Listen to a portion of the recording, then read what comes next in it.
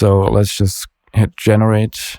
And now it's just randomly choosing sounds from these folders. And here you can see all the individual sounds that are currently on the tracks, and you can replace them either individually or all at once. If I click randomize macros, as you can see down here, it's randomizing them. If I click replace all, it's replacing the samples, and it's also randomizing the macro knobs at the same time. I'm sure most of you who are using Ableton have already heard of the new extensions feature that's currently available in the Ableton Live beta version. And I've been experimenting with it a bit, just wanted to see what's possible. And so I've been working on something that's currently called Layer Machine. And I just quickly wanted to show you what it does and what the idea is behind this. So in this example, I have 4 audio tracks and I've grouped them. And now with this setup, so once I have a group, if I go into my extensions, I can open something called Layer Machine. And now I have 4 layers because I have 4 audio tracks in this example. And now for each of these layers, I can assign folders to them. I can just add 1 or multiple folders, as you can see here. In this case, these are just folders with random sounds. I think this temp folder that I'm using here has like 600 sound assets, completely random stuff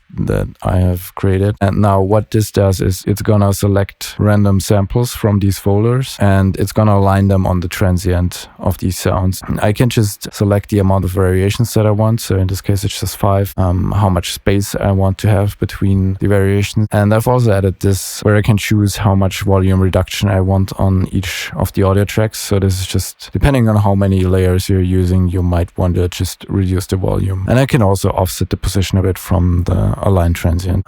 So let's just hit generate, and now it's, well, just randomly choosing sounds from these folders. And so what I've also added is, for example here, because this is just a random folder with a lot of sounds, there's also a couple of ones that are almost empty. And I can also go in there and just replace this one, for example, until I find something that I like. So this is the one functionality it does. And this is really only meant for if you have like 1 layer of sounds that you're using. What you then can also do is you go into the extensions, and now you have something called replace in place. Now this opens this here. And here you can see all the individual sounds that are currently on the tracks, and you can replace them either individually or all at once. And so the workflow kind of would be to just kind of loop this section, and while it's looping, you can switch out the sounds. For example, this could be one possible workflow. And now what I've also added is if you have an audio effect track, let's first put one on a group. Let's just assign a few mic knobs here. Doesn't really matter. Now this audio effect rack is on the group. And now if I open this window again, you can see that it recognizes that there is a rack on the group, and I can activate it. And now what's going to happen is if I click on replace all, it's going to replace all the samples, and it's also going to randomize the macro knobs. Or I can also just choose to only randomize the macro knobs. So if I say the sounds that I have here, they are fine and I don't want to change them. And if you have multiple variations here on the timeline, you could also just use this to randomize the macros of whatever rack you have on the group. And you could also put this on a group,